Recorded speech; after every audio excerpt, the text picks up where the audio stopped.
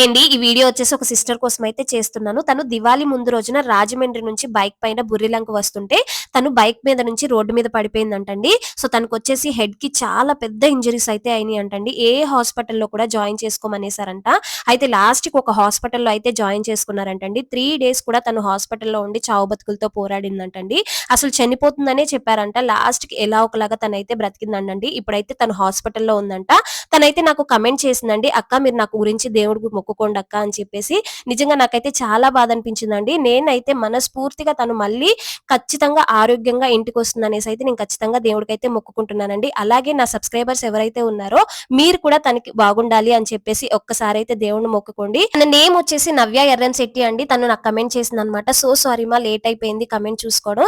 మళ్ళీ నువ్వు ఆరోగ్యంతో పూర్తిగా ఇంటికొస్తావనేసి" నేనైతే మనస్ఫూర్తిగా ఆ దేవుడినైతే మొక్కుకుంటున్నాను. సో, మీరందరూ కూడా మొక్కుకోండి. వీడియో నచ్చితే లైక్ చేయండి. ఛానెల్‌ని సబ్స్క్రైబ్ చేసుకోండి.